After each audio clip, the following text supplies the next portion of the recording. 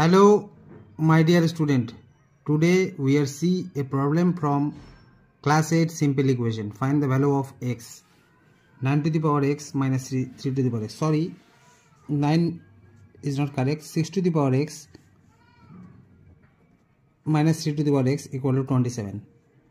So 6 to the power x minus 3 to the power x equal to 9 into 3, that means 27. So 6 to the power x minus 3 to the power x equal to, we can write it 6 into 3 into 6 minus 3. So 6 to the power x minus 3 to the power x equal to 6 square minus 3 square, because we know a square minus b square equal to a plus b into a minus b.